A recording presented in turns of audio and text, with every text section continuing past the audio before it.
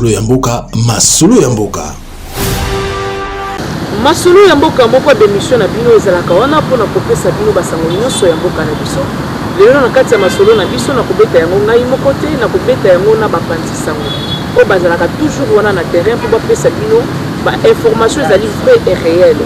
Lelo na kati ya masolo na biso to kobeta yango na mwana mboka wa basango o boye bien to kobeta pena fond du peuple azaka toujours sur terrain de kota biso vote na yo. Nous allons se rendre pour la mwana mboka pe moko ya bashovu ya espace ya moko na kombo ya honorable Chimayi Longo kobeta masolo ya mboka ya Bongo prince ya espace soit uniforme, c'est-à-dire figure emblématique de Longo na yo tout solo na mai matali république démocratique surtout dialogue pour l'opposition et puis chacun sur le président de la République. Ultimatum que les 15 faut afficher la motion par continuer la marche en terrain avec, j'espère, avec l'honorable la reprise de la réponse et l'ongo na ba confrère na ngande to kobeta masolo na biso ya lelo to yambeli bino bongo mwana mboka Willy Bushiki Ouazali député national honorable na question mbote na yo mbote mingi mama Frida eza sengo mingi na ko partager plateau oyo ya masolo ya mboka. En tout cas merci pour l'invitation na bino. Boni mboka ezali okele bien. Tozali kaka kokoba mais toza optimiste que makambo ekoza kitoko. Biso nyonso tolandaki cour constitutionnelle intimaki bongo loi référendaire. Mpona bino badéputé bozali d'accord tomoni badéputé bele bazali d'accord mais baoyo opposition bazali d'accord tolobi nini na kiti eloko. D'abord il faut koloba que c'est vraiment un non-événement. Un non-événement, pourquoi? Puisque ce n'est pas la première fois que la Cour constitutionnelle se prononce en conformité d'un projet de loi ou d'une proposition de loi ou d'une matière ayant force de loi. Et outil Namibeko, il y a Cour constitutionnelle. Ce qu'on a lu article 160, alinéa premier, il y a Cour constitutionnelle. Et le Biboye. Ba acte nyoso. Oyo ezali kotala mibeko pour avant ya ko publier yango ko promulguer yango il faut cour constitutionnelle appelle ça avis na ye c'est constitutionnel il n'y a rien à inventer et là même là non événement et puis balobi non seulement que ba mibeko même ba acte oyo etali loi ba koki kotuna nano avis puisqu'il ne faut pas que mobeko oyo ba exécutif a ko promulguer ezala en contradiction en violation ya mibeko na biso yango wana sur pied de l'article 160 la cour n'a donné que son avis de constitutionnalité et même au moni même na loi proposition de loi référendaire à que même jusqu'à sa modification pour que cette loi-là soit conforme, il y a beaucoup de choses. Donc, nous avons un débat mon côté de et puis en plus, comment ça n'a été que au regard de l'article 30 sur les statuts de la Cour constitutionnelle et le but que les arrêts de la Cour et ça là débatté. Ce qu'on ça le débat au Buki Mobeko. Oui, puis nous avons commis banga mingi puisque tu comme dans un état bananier. En principe.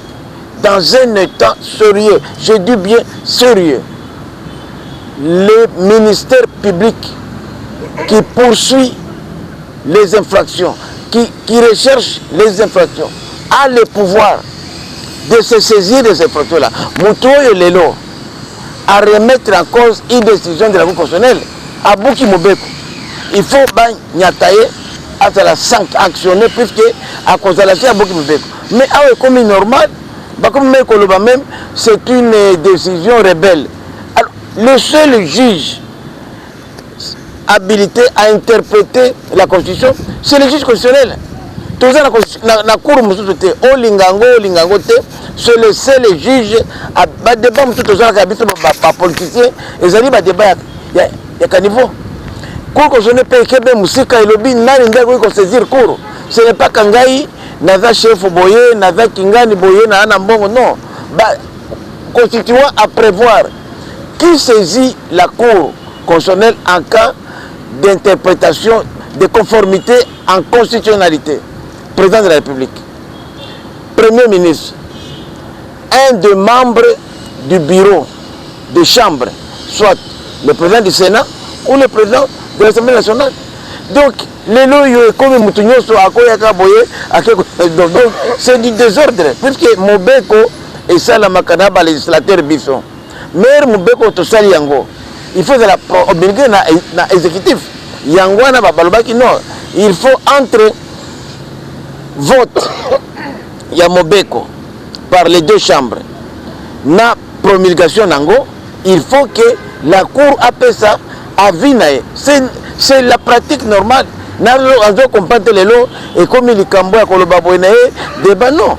Puisqu'il y a des gens qui ont que l'auto ça là, Mibeko et Zala, fait à notre façon à non. Sinon, alors ça ne sert plus à rien dans l'État. L'État, ce sont les lois et les règlements. Obanti comment que ba o opposition ba kotika bino ko changer Mibeko wana ndenge ko bongo sala. Biso to changer eloko mon côté jusque là. To sali même initiative mon côté. Oyo to sali ezali prévu na article 5 ya constitution. Ce qu'autant article 5 il y a beaucoup de causes lobby boy. Expression populaire et qui consala na deux façons. Soit na maponani ou bien élection na lopoto, soit na référendum. Et ce n'est pas la première fois que RDC est sali référendum. Bakotuna batu. Est-ce que Oyo Bolingi, Oyo to Bolingi, c'est la question mutuna moko. Alors, mais bureau qu'on a compris, est-ce que même kuna bandeko ya opposition, est-ce que bazana ba juriste, puisque en principe un homme instruit, on va moi boigna, à qui qu'on remettre en cause ceux qui les locaux constitutionnels lobby que Willy Michel Gaza Moissi, n'a comme Moissi. Oui, n'a comme Moissi, puisque les hommes beko et namboka nyoso même na poto kuna. Ce n'est même pas question de ça débat. Ma soleil, je ne peux pas y aller na colomérico, na le bail pour ça la monnaie, ça ma intelligence. Il y a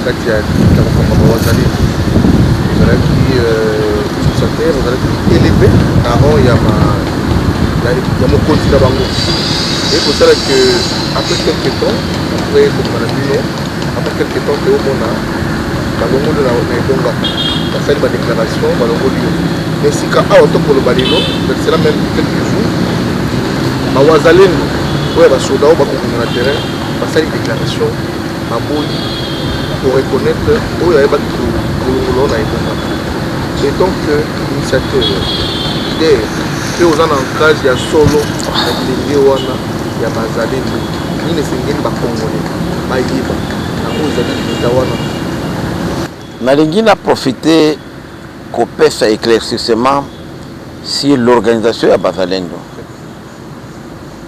D'abord bazalendo bazali ba supplétif ya gouvernement contrairement ya AFC na M23 ba supplétif ya Rwanda. Avant gouvernement oyo eya de bazalendo bazaki wana. Mais na ba opération militaire comme tozali kobundisa biso nyoso agression, il arrive parfois to saka ba opération conjointe gouvernement na émanation ya ba imboka population ezali ba VDP. C'est comme ça que un moment donné tout le monde a dit que ba VDP bazaki dispersé. On les appelait à l'époque des Maïmaï. Balobi non, il faut que ça la unité de commandement. Ba chef ya mouvement wana bakutani basali mouvement munen babengi wazalendo ozala maimai ya Fizi, ozala ya Kabambare, ya Walikale, ya Lubero, ya Kabe ya Kamwanga, ozali d'abord muzalendo. Muzalendo signifie patriote. Alors basali lingomba wana ya bango na front bazali na difficulté ya ko faire passer message na bango na niveau national na international. Yango bazui biso batutosalaka politique. To sali réunion munene lingo munene. Baponi ngai comme numéro 1 na président ya conseil d'administration. na conseil d'administration nangaye sur les 258 mouvements 253 va représenter na kati.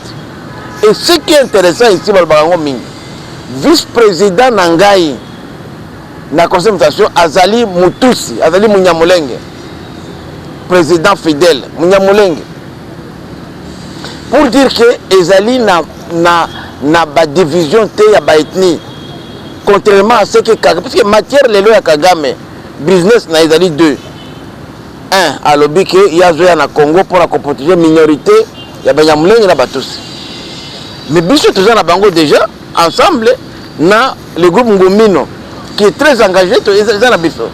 Deuxième raison, il y a FDLR, ils ont menacé. Alors que depuis plus d'une décennie, jamais incursion Moko et Salama na Rwanda contre Rwanda organisé par les FDLR. Ce n'est même pas une menace, au contraire. Alors c'est pourquoi tout ça qui maintenant, comme tout ça le conseil d'administration, tout a pris en place une coordination temporaire. Yango Totiaki bandeko wana dirigé par Saleh ndeko oyo bazo benga Idi Saleh, mais Saleh wana dadi totiaki to komona ke nzokande azali ko travailler na batu ya Kabila bauti na mbongo pona ko torpiller mouvement ayi na bakinoa bato bayebi makama bazalendo te to bino tika moto to suspendre il y a pas le bien avec ko suspendre biso conseil d'administration que biso nde tozali ko représenter ba mouvement biso to ba ke kabango ici déjà to suspendre ici nzokande akei ko tinda na présidence na ministère intérieur ba faux PV on a dit ko tia même ngai na kati kingande président conseil d'administration na bango. C'est comme ça que le gouvernement sans vérifier basali mukanda ya kolobake ya zali coordonnateur. Et ngamona comme la bino na ke komona na bino et ça faute à gouvernement et zali communication déficit communicationnel yangwana bakolo biloko bakolo mouvement ya Sud Kivu plus de 258 mouvements ba se réunir na Beni balobi biso tolingi koyoka ta mukete kombo wana ya dadi na coordination jamais azwa mandat na biso DD conseil d'administration et suspendaki balobi que il faut babiloko wana batika mais toi on constate que dadi Saleh wana azala ba acquaintance na niveau ya gouvernement faut tout la vérité na niveau ya présidence objectif nini baliaka mosolo ya bazalendo makila parce que chaque mois gouvernement appelle sa ration ya bazalendo mais ration de comme à terrain ça fait 8 mois oyo bazalendo bazwaka eloko moko te na ration nzokande dadi wana na ba click na ya wa Kinshasa bakino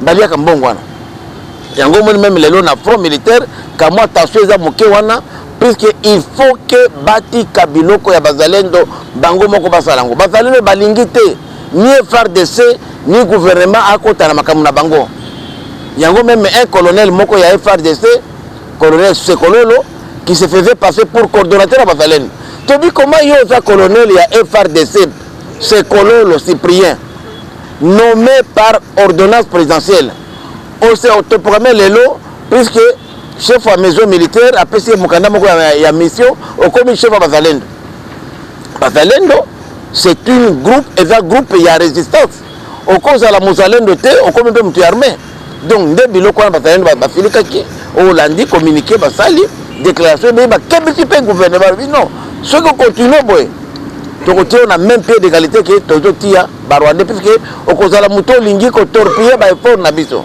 voilà donc débat on était déjà on a été wazalendo dans le pays na ordre par exemple ya gouvernement parce que les propos yo batitaki bango ba promettre et le gouvernement a reconnaître en tant que coordonnateur ya ba wazalendo bino boza PCA c'est-à-dire administration bozo gérer nyonso est-ce que eza mayele ya mabeti ya ba rwandais bazolinga ko déstabiliser entre vous comme pour maintenant permettre au Rwanda ya kofongola ba ligne de front pour atteindre l'objectif de bango bazali na yango.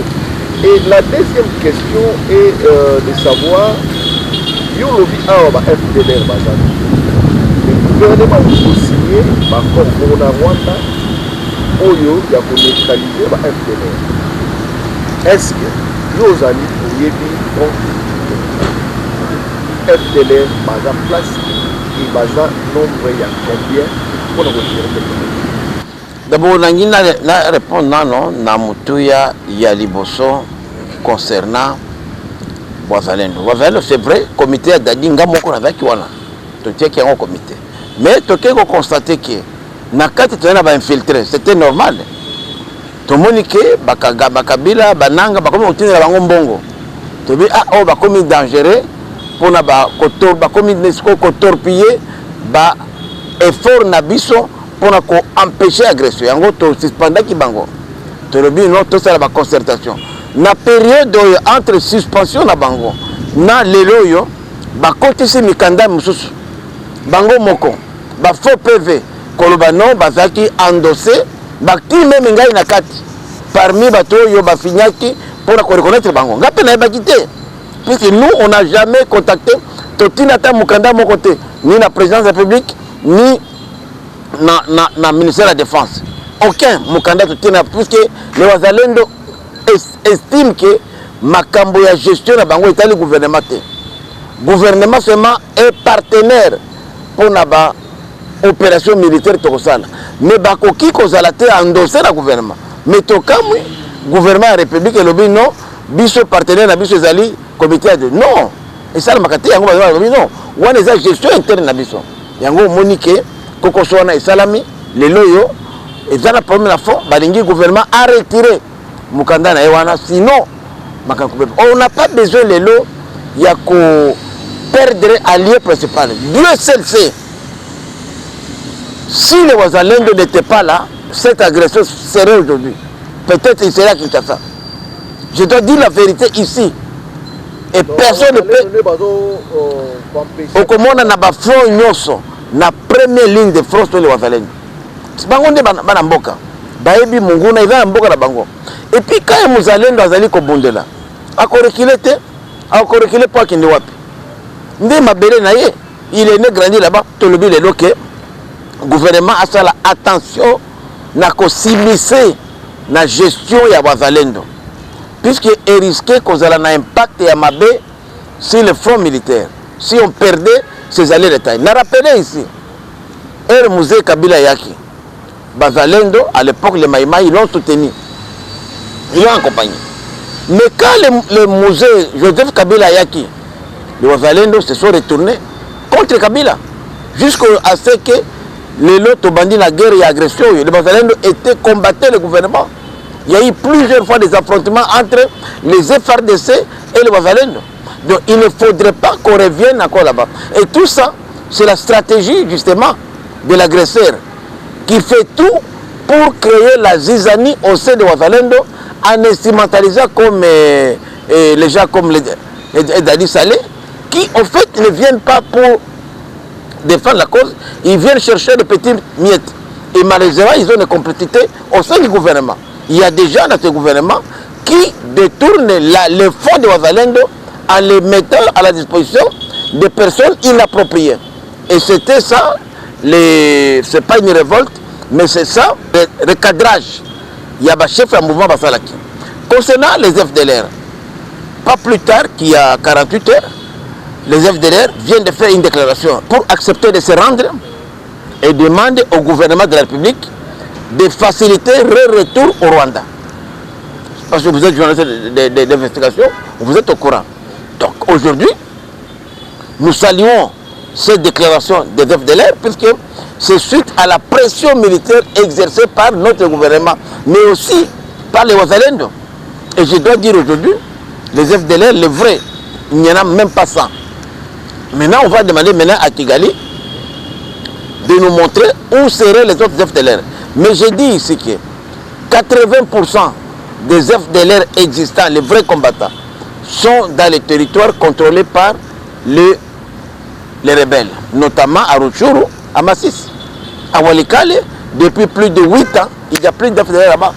Nous les avions chassés nous-mêmes avec nos vaillants Maïmaï. À Lubero, jamais. À Beni, jamais. À Fizi, Uvira, jamais. Donc, là où il y avait les FDLR, c'est à Calais, Rutshuru, Massis. Les vrais FDLR. Aujourd'hui, tous ces territoires-là sont occupés par les Rwandais. C'est les Rwandais qui vivent avec eux. Alors, les pays qui étaient chez nous, qui ont pu fuir et passer par là, sont prêts.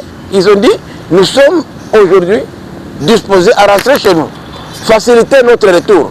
Maintenant, on verra maintenant quel est le prétexte que Kagame va encore aujourd'hui brandir pour justifier la présence de forces non invitées en RDC. Et le fait qu'il a défié la communauté internationale en refusant de pouvoir exécuter la résolution 2873 qui exigeait au Rwanda de retirer ses troupes sans condition. Mais tout le monde Rwanda, à travers M23, dans Goma, Basali marche contre le changement de la constitution. Est-ce que aujourd'hui on a fait bande ya est-ce que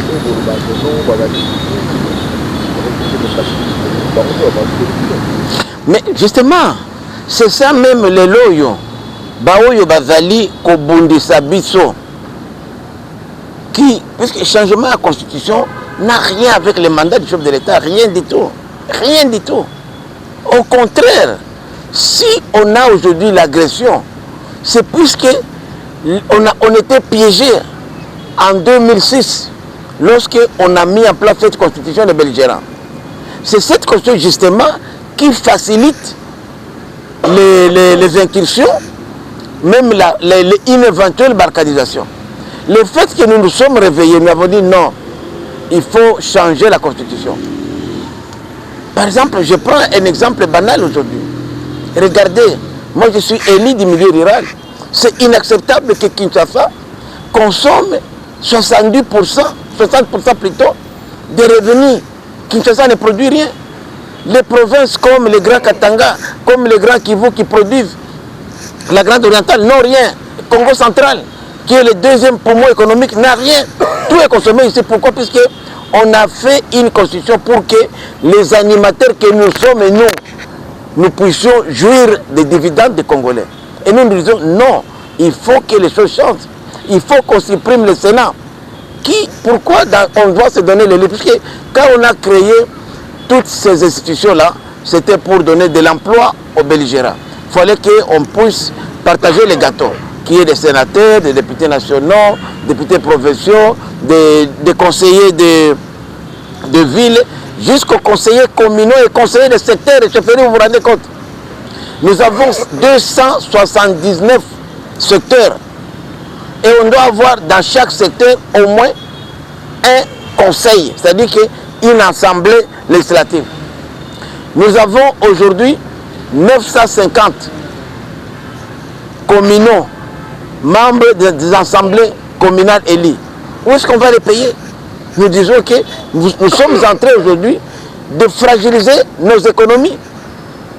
Les pays aujourd'hui risquent d'arriver à un moment où il faudrait utiliser 90-95% de nos ressources pour payer les gens. C'est inadmissible. Aujourd'hui, nous sommes à plus de 70%. Comment allons-nous construire des routes? Comment allons-nous construire des hôpitaux? Comment allons-nous construire des écoles? Puisque tout ce que nous produisons est consommé, surtout par les politiciens. Nous, les politiciens, qui ne produisons rien. Rien à part les discours comme ça. Moi, j'en bénéficie et je suis mal à l'aise. Naza conscient, on a lobby, on a député par rapport à un enseignant, par rapport à un fonctionnaire, un militaire qui travaille, il fait un travail plus important que moi. Je suis conscient. Nalingi Skoto renversé par Amidouana.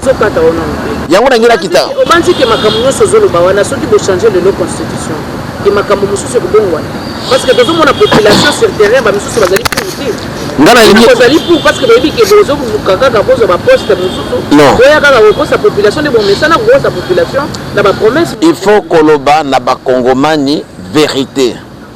Vérité zali nini. Quand on parle de changement à la constitution, bazo réduire les mandats ça c'est rien. Les mandats président Tshisekedi il passera comme les autres sont passés, les Mobutu, les Kabila, il passera aussi. Mais le vrai problème ce n'est pas le mandat du chef de l'État.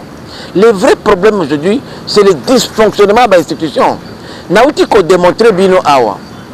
Un ngamo na sali. Ceux qui te supprimer Sénat oyo. oh c'est les asima nangai te nazolo baboye puisque nalingi tozala na bamboka mususu tozala na chambre moko et les choses marchent très bien na bamboka ebele il n'y a qu'une seule chambre qu'on appelle parlement. Pourquoi on doit avoir deux chambres?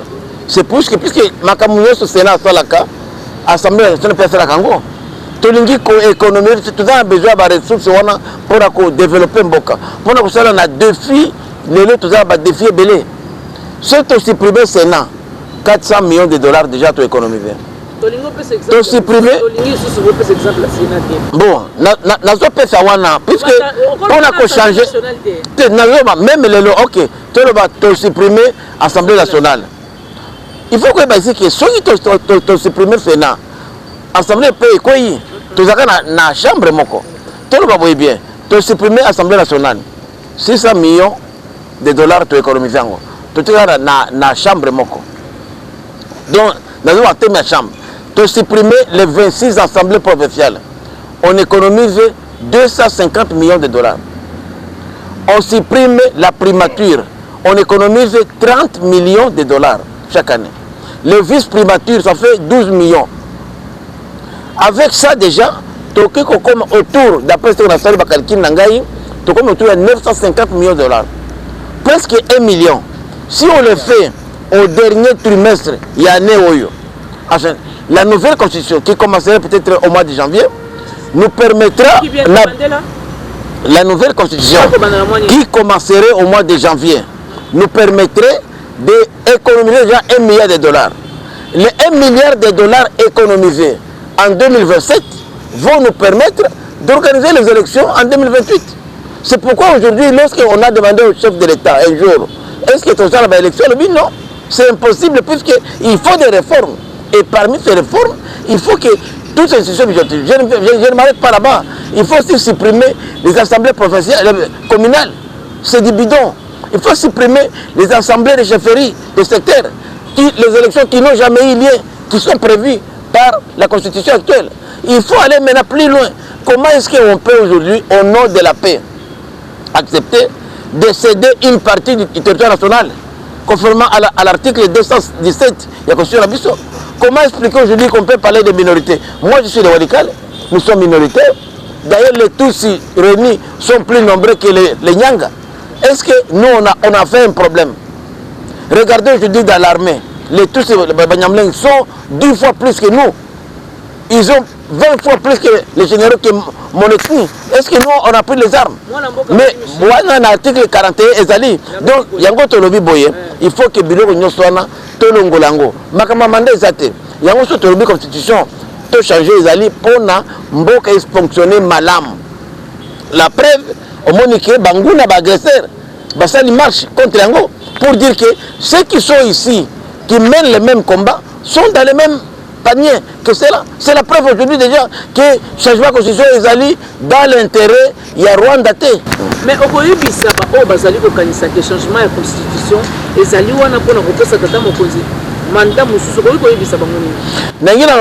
D'abord, ceux qui ont changé la constitution, rien n'est aujourd'hui prévu que tu changer le mandat. Ça, c'est Yadliboso.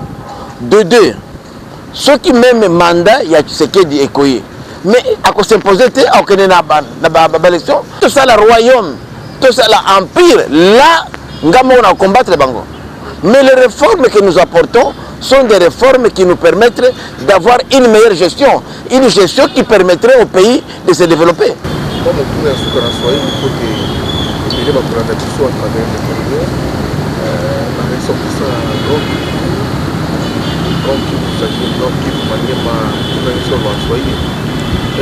Kwa wale wote wenyewe ambaye wanatoka kwa RTC, unaweza kuambia nini kwa ujio wako mbele ya wanahabari? Mimi nasema bitu iko mbili hapa leo.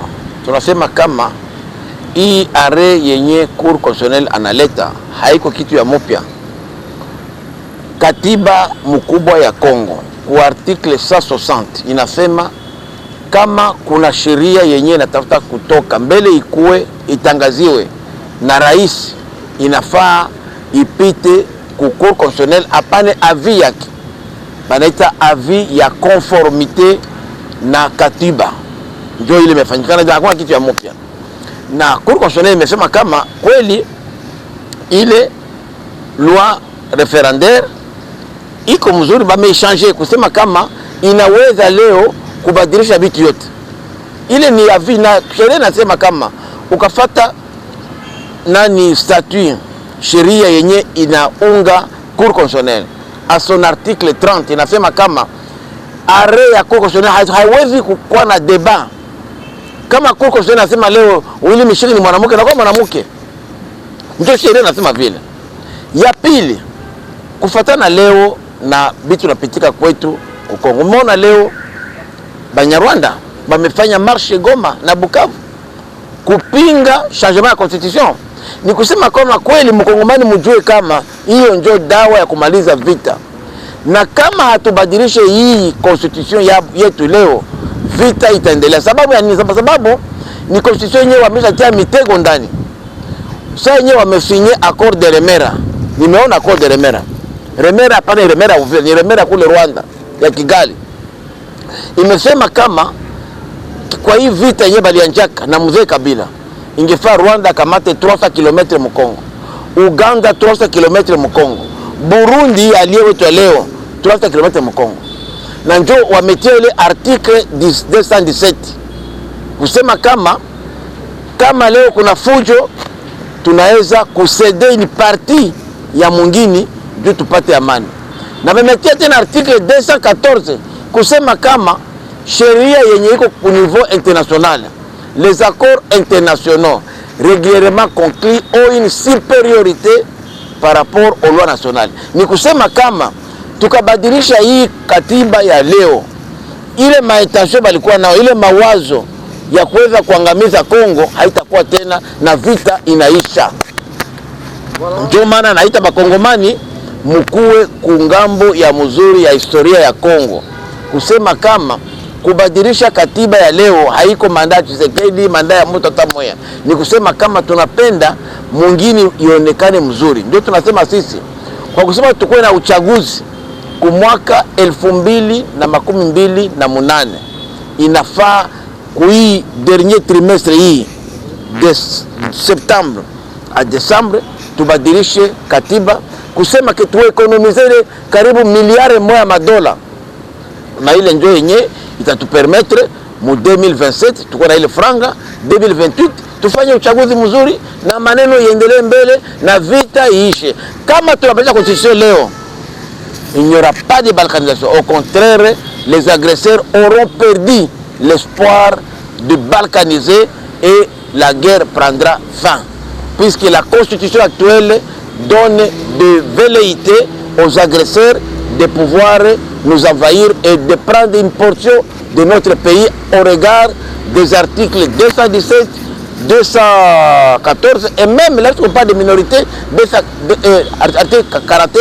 Moi je suis de la minorité, je n'ai jamais pris des armes pour défendre. Les Nyanga, nous sommes même pas la moitié de Tutsi ou de Banyamuleng. Mais nous sommes là, tranquilles. Parler même de minorité, c'est une notion relative. Donc c'est pour dire que nous devons extirper de la future constitution, de toutes ces structures-là, toutes ces institutions budgétivores, pour que le pays au moins puisse aller de l'avant et que les ressources économisées et qu'on va mettre de côté puissent servir au développement de la RDC. Voilà, honorable Willy Michel, le président de la Société. Pour la qui j'espère déclaration il y a C64, où le bateau c'est ultimatum la président de la République a fixé date dialogue. Et dialogue on a besoin de conditionner à nous la présence de la République dans la Goma et la Kabila et Nanga et kolamisama na marche oyo ya Rwanda na bandeko basalaki na Goma na décision bandeko ya C4 ya C64 bada pouvoir. On a comparé on ndenge ni na kati ya démarche. D'abord, il faut qu'on ait d'abord une chose, que le fait de convoquer dialogue et de bloquer le fonctionnement de Mboka et de suspendre le Mibeko ya Mboka, le dialogue était fait privé. C'est puisque Tolingi, tous dans la Lingomba Moko, tous se réunir face à l'agression. tozala liboke moko. Mais kozala liboke moko wana tokotia na kati bato baza na makila. Sinon on est biaisé. Comment nous allons faire un front? Lelo yako empêcher agression, yako empêcher balkanisation. Bato wana bazali ko les balkaniseurs toujours sur bango tout na kati. Ça n'a pas de sens. Yango to lobi boye. Dialogue ya biso o tata mukonza ko convoquer. Ezali dialogue ezali na objectif oyo ka moko. Ba Congomani basala liboke ba empêcher mboka ekende. Bandeko ba komona ke yango te ba ko participer te ba obligé te ba tukoya ba ndeko ba national bazali pe. Je ne crois pas que ba tunyo bazali kara na ba vérité wana toyebi ke o bazali pe ko bomba mboka za ba na mboka o bazali ko trahir mboka bazali les marionnettes de Kagame. Tout ce que Nanga fait, Kabila fait, ce n'est pas eux, les pauvres. Yangani, Ezali Kagame, qui te le dit tout. Alors, ceux qui nous ne sommes pas obligés d'être avec eux au dialogue. Mais le dialogue aura bel et lieu, mais dans le format de faire un front contre l'agression. Tout dialogue qui accepterait l'agression, qui couvrirait l'agression, ce n'est pas ça que le peuple congolais attend. Ça serait pour nous une trahison vis-à-vis des valeurs même de nos martyrs comme Lumumba, comme Simon Kimbangu, Laurent Désiré Kabila, ce que dit Étienne et consort. Donc si aujourd'hui nous osons faire cette erreur-là, d'associer les agresseurs dans les dialogues ici, donc ça n'a pas d'effet. Il n'y aura rien qui sera fait. Yoza Mouibi, Yonde Ozo Iba, battu sur Yon a conseil payé, est-ce que stationné Mouibi, non, jamais, il ne faut pas la mater. Comprendre que lorsqu'on a dit que l'adversaire ou bien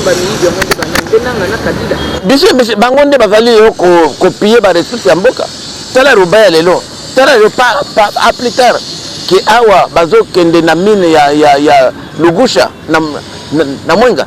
Bangoka bazo ka place yo meso musolo ba Kongomani zali. Il n'y a aucune motivation politique. Motivation la bangoka zali ka kosala mais basse na ba ressources na biso.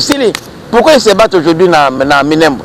C'est parce que Minembwe à partir de wana bako koma na Katanga bazwa ba ressources c'est fini. Il n'y a rien comme motivation politique, il n'y a rien comme Kolukoluka, Kobongisa, bien-être à Bakongomani. Et là, jamais te concéder pour nous, la seule personne habilitée à convoquer le dialogue, c'est le président de la République. Et il va convoquer un dialogue qui n'a qu'un seul objectif. Je le dis bien, en tant que membre influent de l'Union sacrée, l'objectif du dialogue, c'est d'empêcher, d'arrêter l'agression.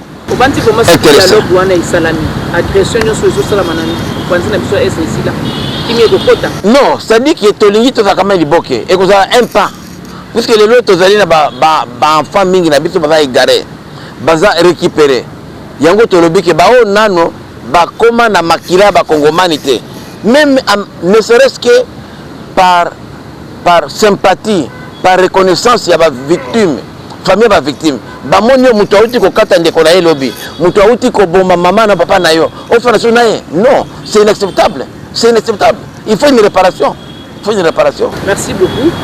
Toujours plus au moins quelques minutes pour le mot de la fin et pas balandi na biso bazali ko landa biso tout ça bango moi de l'obano et souka concernant ma capote de la dialogue et promettre bango parce que population ezali ko bana nyonso oyo bango bazo banga kaka makila oyo tanga promettre bango que donc dialogue na biso ko leka bien et vous allez plus ko sala ba effort na bino ko makila et tangate population azala na kimia nyonso na sécurité pe na ningi awa na rassurer ba Kongomani na batu nyonso oyo ba vivre na Congo comme bande wa pe diaspora que changement ya constitution ko ramener yango te na mandat non biso kanga ko tukuna te to constater que mosolo mingi ezali lelo kozala dépenser inutilement na fonctionnement ya ba animateur ya ba institution to ringi to katawana. Deuxième chose, tu constater que lelo, il faut que les Congomani bazala unis autour du front contre l'agression. Yango to lobi boye. Tout se dépasser, tout ce qui est changement constitutionnel pembeni. Tout ça là ma solo. et le dialogue oyo eza na rapporté na ba référendum wana eza makamutusu soki tokomi unis ensemble tokoloba c'est vrai il y aura toujours bakrete bakozala toujours mais nalingi naloba awa que nulle part biso na majorité encore plus grave chef na style na biso Tshisekedi ana intention ya deuxième mandat troisième mandat jamais azala kuna te démarche na biso ezali ya ko améliorer ba condition ya bana mboka or pona ko améliorer ba condition ya bana mboka il faut que to changer parce que ba mibeko nyonso to zala ngo lelo et utila beaucoup li konzi yango wana to constater que ba belligérant ya 2006 batiaki piège na beaucoup li konzi ko sala que lelo yo à partir de la négociation bakata iteni ya mboka yango to ba kongomani tokende na dialogue oyo ya biso bakongomani oyo tozali ko reconnaître agression ya Rwanda. Vous n'êtes pas obligé, ceux qui reconnaissent en côté, mais au moins nous voulons montrer aux gens que c'est ça notre démarche. Et nous rassurer que l'itanga mon côté à Congomani et Kokitawa jamais. Ba disposition ils ont mis partout qui makambwana et le Cana dans la sérénité et dans la paix totale. Et puis référendum tokosala et kosala mana Congo nyoso ndenge touti kosala ba examen d'état awa il n'y a pas 2 mois. Merci beaucoup ya Willy tokomi na suka ya masolo na biso merci na ba oyo nyoso babanda kolanda biso émission oyo bokolanda ngona RTNC 1 RTNC 2 et bokolanda ngo pe na émission oyo bolingaka makasi wa basango kokuta nsusu mbala sima merci et bye.